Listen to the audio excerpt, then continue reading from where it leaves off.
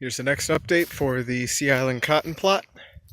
As you can see, I've brought a bunch of T-posts out and stuck them around, 4 on each side, so 12 in total. And today I am putting up the deer fence. So these are 5-foot T-posts, and I've got 100-foot of deer netting, 7 foot tall, so we're going to see what this will do.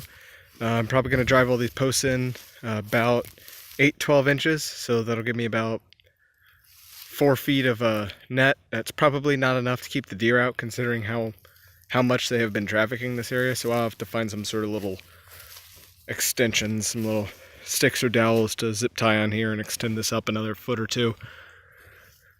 And that should be it. That's all I gotta do is just keep the deer out. I don't want to block too much sunlight, although we are going to have pretty much a direct overhead solar aspect here in summer.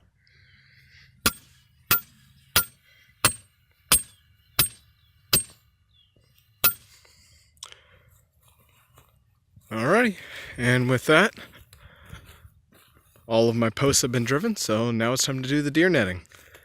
Alright, so to install this deer netting, I'm just basically gonna take this, start unrolling it, and then zip tie it to the T-post, and it's that simple. This doesn't need to stop a rampaging, bloodthirsty deer. This just needs to discourage them from walking into the garden or jumping the fence.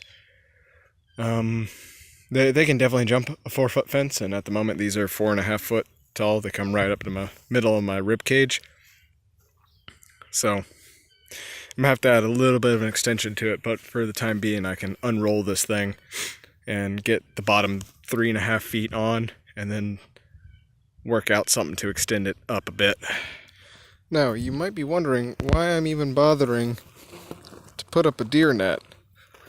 And the answer to that question is Gossypium barbadense, long staple cotton, as well as upland cotton, are both toxic. They secrete their own pesticidal compound called gossypol in little tiny glands. The name of them, it's something with gossypi in it.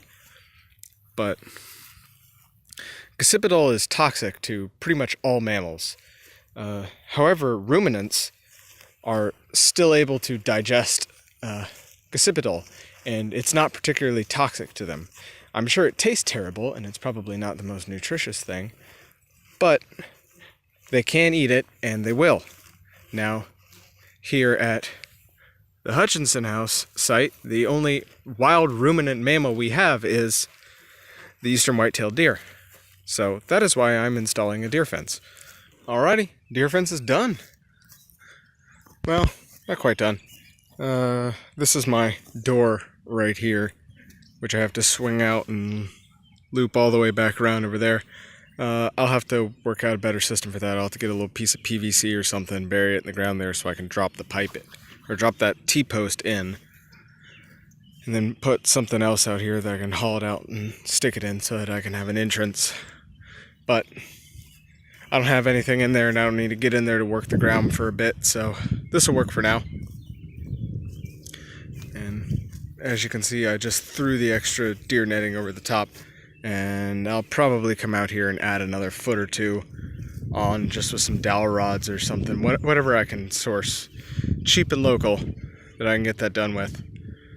Oh, and the reason why ruminants can eat cotton and they can digest gossypol without dying is because, well, they're ruminants. They have 4 stomachs, and because their digestive system is radically different from other mammals, they don't really digest what they eat directly.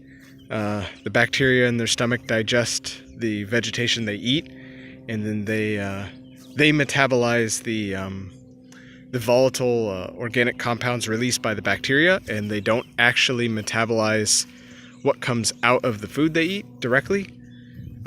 It's a really interesting process. Just look up ruminant digestion. You'll be thrilled. You'll be disgusted and excited and intrigued.